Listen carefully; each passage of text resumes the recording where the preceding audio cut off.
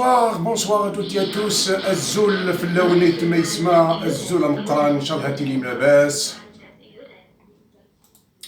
Alors, pour cette première vidéo de ce lundi, on va parler un petit peu de la situation en Algérie, en Tunisie. En Tunisie, comme vous le savez, il y a des émeutes entre des manifestants et les forces de police. Comme vous le savez, à chaque fois dans les pays du tiers-monde et aussi voilà, dans ces pays-là, à chaque fois où il y a un petit souci, alors les gens ils en ont marre et ils sortent dans la rue pour détruire, pour casser, pour bon. Et il y a eu des arrestations en Tunisie, donc voilà, comme tout ça, bon, d'après les informations, les premières informations, tout a commencé par soi-disant un incident qui a eu lieu entre un policier et un jeune qui gardait des moutons et qui a laissé les moutons rentrer dans une agglomération, je ne sais pas. Bon, le policier ou l'agent de sécurité est intervenu peut-être un petit peu fort et tout ça a dégénéré. Donc c'est comme a été fait lors des émeutes de Ben Ali. Avant le départ de Ben Ali, bon, les gens sont sortis dans la rue dénonçant, selon eux, la violence commise par un policier sur Bouazizi, là, le jeune qui est décédé. Alors tout ça, ce n'est que des incidents qui sont exploités, et à chaque fois il y a des émeutes, il y a tout, voilà. Donc en Tunisie, c'est la troisième nuit où il y a des émeutes, il y a eu des vols, heureusement pour l'instant il n'y a pas eu de victimes, il y avait des blessés, surtout parmi les forces de l'ordre. Mais je ne sais pas, bon, le gouvernement le chef du gouvernement comment dirais-je, désigner un autre gouvernement, mais je ne sais pas si ça va se calmer, on va voir, on verra. En Algérie aussi, il y a des manifestations chaque jour, des manifestations comme du Hirak qui demandent le départ des responsables de ce pouvoir. Il en a marre, les gens en ont marre de ce pouvoir-là et ils veulent du changement. Voilà. En Tunisie, comme vous le savez, si on revient un petit peu en Tunisie, le départ de Ben Ali, tout le monde disait que c'est la révolution des jasmins, que le départ de Ben Ali va permettre aux Tunisiens de mieux vivre, de faire de la Tunisie un petit paradis, alors les gens comme ils s'appellent, les responsables au niveau du Qatar, qui ont donné beaucoup d'argent pour que ce mouvement tienne bon, ils ont donné de l'argent, ils ont tout fait, mais maintenant la Tunisie est abandonnée. Il est abandonné. Moi je vais vous surprendre peut-être. Alors depuis maintenant, il y a 10 ans que les gens ont changé si vous voulez, de pouvoir, le pouvoir dictateur qui est parti. Alors maintenant, rien ne va plus, et je vais vous surprendre, les Tunisiens ont regretté Ben Ali. Ceux qui disent qu'on n'a pas regretté Ben Ali, ce sont une minorité démocratique et je leur donne raison, parce que on ne peut pas mettre sur la balance un régime démocratique et un régime dictateur ou un régime policier, mais ce qui n'est pas vraiment, comme on dit, ce n'est pas vraiment logique, c'est que vous enlevez un régime théocrate, si vous voulez dire policier, et ne pas mettre laisser le régime mettre en place un gouvernement démocratique. Non, ils sont allés chercher un pouvoir islamiste. C'est ça le malheur. Et rien n'a changé. Pire encore, la Tunisie, vraiment, elle est dans une situation vraiment plus que catastrophique, si on peut le dire. Il n'y a pas de travail, les gens meurent en mer pour rejoindre l'Europe, le terrorisme, tout. Donc, comme on dit, c'est rebelote. c'est comme en Algérie. C'est comme en Algérie. Les gens qui manifestent maintenant pour le départ du pouvoir ne savent pas que si ce pouvoir part, l'Algérie sera donnée en pâture aux égorgeurs. Ils ne le savent pas. Les gens, quand on leur pose la question, certains disent on s'en fout que ces voleurs partent et peu importe qui c'est qui vient. Mais là c'est une faute très très grave. C'est une faute très très grave. Avant de jeter, je ne sais pas, cette bouteille d'eau, hein, qui vous disent peut-être qui ne me voient pas, hein, cette bouteille d'eau, pensez. Si vous avez déjà l'eau ou vous avez une autre bouteille ou vous avez une autre eau qui est plus meilleure que celle-là, n'irez pas jeter cette eau, hein, pour aller chercher l'eau comment dirais-je, des égouts. Je suis désolé de vous dire ça. C'est pas normal. حبيت نقول للناس هادو باللي بون جو في ريكابيتولي ان تي بو رابيد ان لونغ الجيريان. كنت نهضر على تونس عندها 10 سنين ملي الناس قالوا باللي راهو صايي راه بن علي اليوم تونس تولي لاباس عليها. يا اخي سمعتوا هذاك السيد اللي ظهر يعيط هذاك بن علي هرب، بن علي هرب ونعرف واش، وشغل تونس راح تولي جنه، وقطر مدوا الدراهم لهذو اللي جاو هذو اللي خرجوا كسروا وداروا حاوزوا بن علي هرب منا. الوغ 10 سنين فاتت والتوانسه مساكن رجعوا اكثر فقر من اللي كانوا مع بن علي.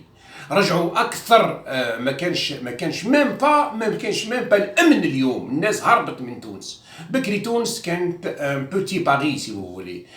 انا رحت لتونس وشفت تونس ورحت للدواور تاع تونس ورحت للعاصمه ورحت للباجه ورحت شفت كيف اسمه، رحت لسوس، رحت تما وانا باسكو حنا نقدروا ندخلوا بلا فواتور لتونس في الشرق تاع الجزائري. تونس كانت كي كان بن علي هذا اللي عيطوا له سراق وديكتاتور، كانت فريمون ان بوتي بارادي. انا نقول لكم ما كانت ان بوتي بارادي، لا سرقه لا والو. خلي الكهرباء نتاعك كما يقول التونسي لبرا، واحد ما ينجم يمسها لك. ما كان لا ارهاب، ما كان لا والو. بورتون بن علي ما كان عنده ني بترول ني غاز ني ريان دو تو، مي خدم بلادو. لاش راهو سراق؟ انا جيب لي واحد سراق يخدم بلادو اخويا، خليه يسرق ويعطينا ناكلوا وما نضلوش نطلبوا المعروف. كما اليوم راكم تشوفوا التوانسه مساكن اللي راح في الارهاب، واللي راهو يموت في البحر باش يلحق لفرنسا، راهو يموت في البحر، واللي مساكن الناس ما لقاوش عشاء نتاع ليله ما لقاوش. انا اليوم يهضروا معايا ناس نعرفهم التوانسه قال لك يا ولدي راهو ما فهمنا فيها والو. علاش؟ باسكو هذا اللي يقولوا هما الثوره اللي داروها ما جابت لهم الا الخراب. الثورات ماهوش هكذا.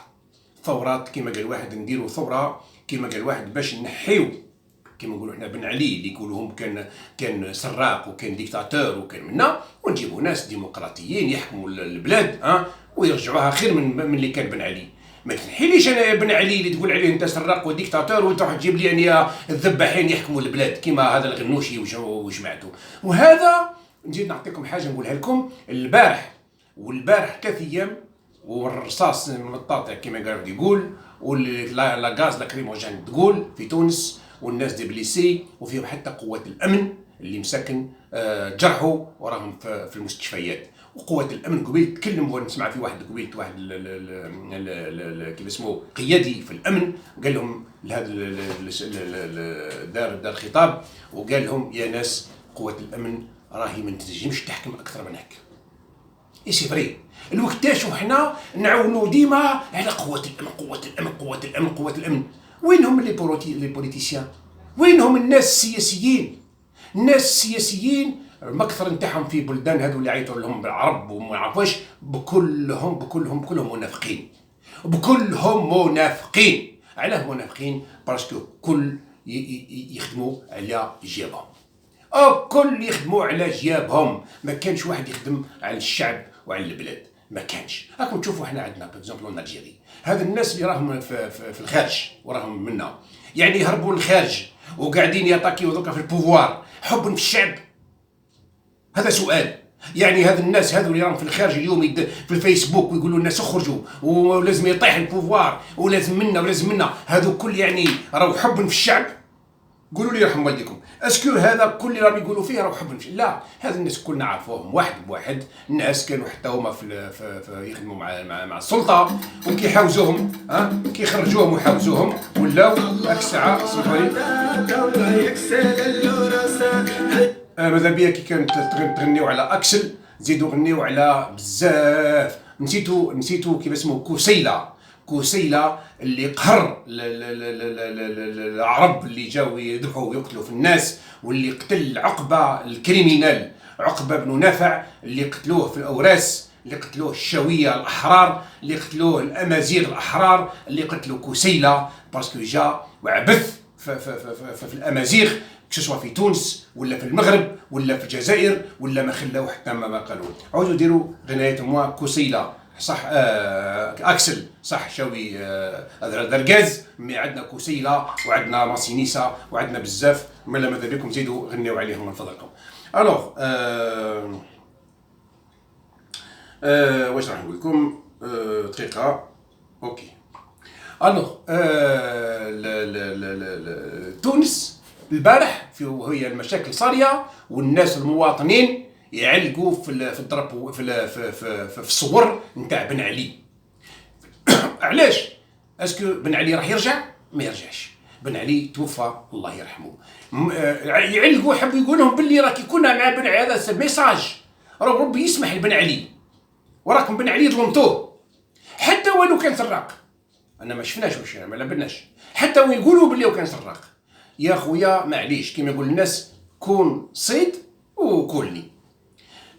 خدم بلادو وهاو سراق، خدم بلادو وهاو ديكتاتور، خدم بلادو. انا شفتهم انا كي رحنا كنا واحد الوقت حنا الجزائريين اللي عندنا صوارت وكنا لاباس بينا نروحوا نجيبوا الحوايج من تونس في عهد بن علي. نعم انا رحت وجبت الزيت من تونس. نعم حنا اللي بصوارتنا وعيطونا لي زاميريكان، ورحنا لتونس ولقيناها اون ديري راني في فرنسا. هذا في وقت بن علي. تجي اليوم انت تقول لي بن علي سراق ومرته سراقه وديكتاتوري. معليش احنا ما ندافعش على بن علي، مانيش افوكا نتاعو، الله يسهل، بصح روح جيب لي واحد خير منه. واش تروح تجيب لي واحد 20,000 مره خير منه عر منه؟ خلي لي بن علي خير يا سي محمد، خلي لي بن علي خير، ما تجيش انا تروح تتمسخروا بالشعب كيما اليوم. او كيما اليوم يقول لك باللي هذا كيف اسمه نحيو البوفوار نتاع دوكا ونامبورت وجيبوا لنا برك. لا يا ناس غالطين، ما نجيبوش برك يا اخي. اذا وجدتوا كيما قال واحد، اذا وجدتوا الاخر هذه نشوفوها برك نتاع تونس، قطر نتاع تونس اليوم يامس في الليل.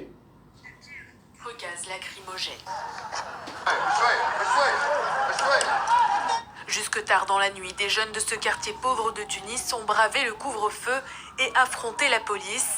Des dizaines de personnes, parfois mineures, ont été arrêtées. Pour la troisième nuit consécutive, des heurts ont éclaté à la nuit tombée dans plusieurs villes du pays, comme à Sousse, Bizerte ou Siliana. Dans cette dernière ville, c'est la vidéo d'un berger battu par la police qui a déclenché la colère des manifestants. L'armée, dépêchée sur place, a été chargée de protéger les bâtiments gouvernementaux. Mêmes images dans les rues de Kasserine où la garde nationale a été envoyée en renfort. Kasserine, la ville la plus pauvre du pays selon un dernier rapport gouvernemental. Ces troubles sans leaders identifiés ni revendications précises ont lieu sur fond de malaise social. Les caisses de l'État sont vides et l'aide du FMI a pris fin en mars dernier. La pandémie a aggravé le chômage, notamment dans le secteur du tourisme, central dans l'économie tunisienne. C'est normal.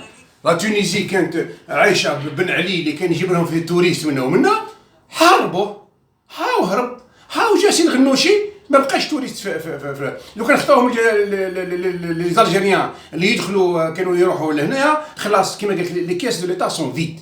علاش؟ باسكو الناس ما كان والو.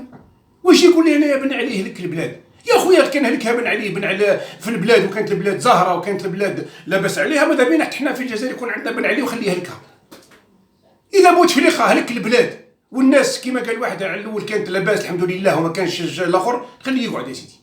بصح نحيو بوتفليقه ونحيو الناس هذو ونحيو التبون ونحيو الناس، باش تروحوا تجيبوا لنا الذباحين يحكموا البلاد. مي راكم مرض الناس، راكم مرض. فوزيت دي مالاد اذا راكم تخموا كيما هكا. فوزيت دي مالاد. قالت لا خلينا نحيو برك لا خلينا نحيو برك هذو ولا الانسان اللي جاجا. نو مسيو ماهوش هكا. لازم الناس تكون تفهم. حنا رانا اليوم حنا مع البوفوار هذا. البوفوار انا بعد حبيت يروح البوفوار هذا، بصح يروح البوفوار انا نخمم.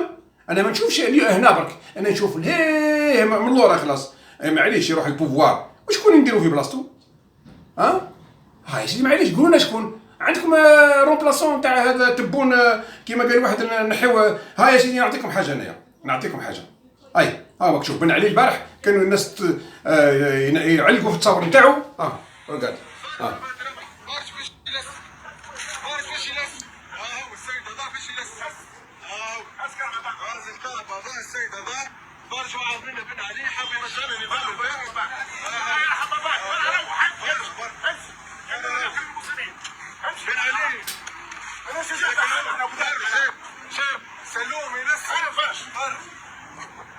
قاعد شوف هاو جاو مساكن يعلقوا في التصاور تاع بن علي. هم صاروا لهم هذو الاسلاميين اللي يكرهوا بن علي.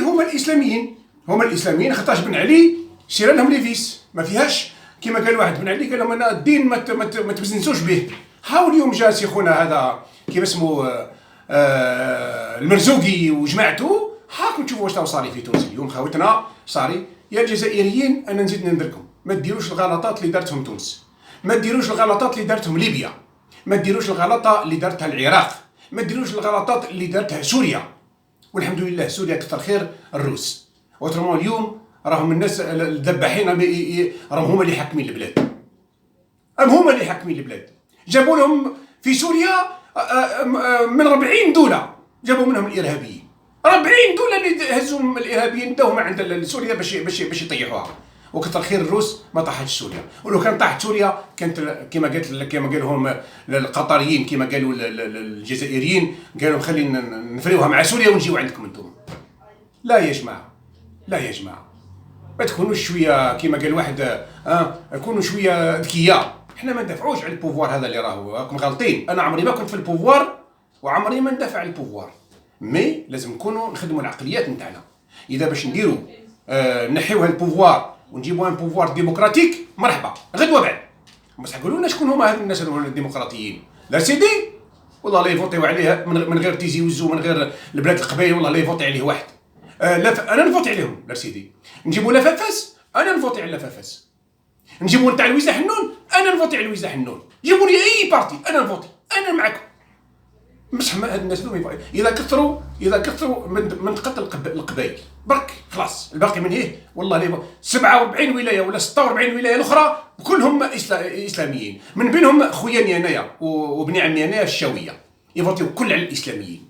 ماهوش حبون فيهم بصح دوخولهم راسهم بالاسلام. يحسبوا بلي الناس هذو اللي جايين حاكمين الاسلام رايحين يمدوا لهم الفاتح نتاع الجنه يتمسخروا بهم. ما على بالهمش باللي هاد الاسلاميين هذو راهم يستغلوا في الدين برك باش يروحوا باش يديو الحكم. هذا ما كان. واكبر سراقين هما هذو الاسلاميين. اكبر منافقين اكبر سراقين. واذا تحبوا نخرجوا الميدان نعتلكم. فيه 48 ولايه سرقات. حكموا البلديات خلاوها. احنا نقول لكم خلاوها. وعندنا حتى نعتلكم انا الوقت هذاك نعتلكم A+B. نروحوا نشوفوا باللي خرجوا الدراهم باللي باش يبنيو بسبيطارات وباش يبنيو دي سونتر سونتي. الصوارد خرجوا ولي سونتر سونتي لليوم والله ما كان اثر نتاعهم. والله ما كان اثر نتاعهم. الديار داو بني عمهم وصحابهم داو كيف اسمه من بينهم كانوا خلينا نعرفهم انايا داو الاراضي وداو منا. اكبر المنافقين هما اكبر منافقين. دونك يا جماعه ما يغلطوكمش. اليوم راهو لو كان نروحوا نديروا انتخابات اول ماذا بيا نروحوا نديروا انتخابات باش نجيبوا دي ديمقراط. بصح ما نربحوش يا الناس. ما نديوهاش حنايا الديمقراطيين. ما يفوتيوش علينا الغاشي. الغاشي نتاع الجزائر راهو 80% غاشي و20% شعب. الشعب 20% ما يغلبش 80%. على هذا نقول لكم ردوا بالكم يا جماعه. يغلطوكم الناس هذو اللي يدزوا فيكم يقول لكم طيحوا البوفوار طيحوا كيف اسمه ويسبوا في الجنرالات كيما قال واحد. والجنرالات هما اللي منعوا الجزائر باش ما توليش افغانستان. واذا سرقوا بصحتهم خليه يسرقوا. بصح ما تجي مش قاعد هما سرقوا تجيني انت ذباح تحكم لي البلاد. لا يا اخي، خلي يسرقوا 10 خطرات واش داو، يسرقوا 10 خطرات واش داو، وتبقى الجزائر واقفه، ويبقاو الناس يحوسوا، وتبقى المراه واقفه وتحوس وتروح تجري وتروح تشطح وتروح تدير. ما تجينيش انت باسم الاسلام تجي انت تقول للمراه ما عندكش حق تخرجي وما عندكش حق تدخلي وعندك حق تقعدي غير في الدار وعندك حق تقعدي غير في الكوزينه، واللي سرق نديوه نضربوه بالشطرب، واللي سرق نكسروا يده وروح. لا يا اخي العزيز، الناس اللي ما عندهاش اليوم، الناس اللي تسرق، انا كون جيت انا الناس اللي يسرقوا كامل نطلقهم، الناس اللي يسرقوا كامل نطلقهم من الحبوسات. علاش؟ كيف ما عطيتوهم؟ كيفاش يموتوا بالشر الناس هذو؟ علاه الناس هذو عندهم وراحوا يسرقوا؟ جبدوا لي انتم عمر بن الخطاب. عمر بن الخطاب كانت الناس عندها كيما قال واحد، كانت 10 ديار يدور عليهم ويمد لهم في الماكله ولا يمد لهم في كلش، على هذاك ما يسرقوش. بصح اليوم كي تلقى امراه مسكينه عندها الاولاد تربي فيهم وما عندهاش واش تعشيهم، تجيو انتم تعطيو لها كاش ما كان واحد عطى لها، هاكم تروحوا تهزوا في صوارتكم تروحوا تضربوا بهم في الحيط اللي داروه لكم اليهود وداروه لكم لي زاميريكان عند السعوديين باش تعطيوهم الملاير، الوغ كو الناس تموت بالشر عندكم. هاكم راكم تتخافضوا باش تمدوا الملاير وتمدوا الملايين للسعوديين يروحوا يكريو بهم دي زيل ويجيبوا الشطاحات يضربوا لهم المحزم ويهزوا في صوارتكم ويمدوا لهم ويرشقوا لهم تحت رجليهم ويطيشوا لهم تحت رجليهم. ومن بعد يجي سي ترامب يضرب شاك قد السخط نتاع ما نعرف قداه المليار، ومن بعد يمدوا لاسرائيل ما نعرف قداه المليار من لحيتكم انتوما، وتجيو اليوم تدزوهم تقول لهم ان افون نطيحوا البوفوار باش تجيو انتوما تحكموا. هذا الشعب هذا ما يتيليزيو فيكم، داروكم كي هذاك الثور اللي عنده القرون هذاك، روح فونس نهار تكسر الباب يجيو داخلين وراك، ونهار يتكسروا القرون نتاعك يرجعوا هما لورا. ما ديروش كيما هكا يا ناس، ما ديروش كيما هكا. لو شونجمون حابين الكل نديروا الشونجمون، لازم يكون شونجمون بصح يكون بالعقل، يكون كيما قلت لكم نوجدوا الارضيه كيما الاسلاميين هذو نحيوهم من الساحه تاع السياسه. ما عندهمش السياسه ولا الاسلام ولا لا ريليجيون ما يتلقاوش، خاطر السياسه نفاق. عندك كلام ربي ما نجموش ننفخوه، دونك نخليو بعيد، نخليو هذه لا ريليجيون بعيده، الدين نبعدوه كيما داروا لي زوروبيان وداروا الناس الكل، بعدوه. نعاودوا نرجعوا ان شاء الله من بعد ان شاء الله في موضوع اخر ونزيدو نتكلموا ان شاء الله. قيم ديال هنا يا توتالاخ.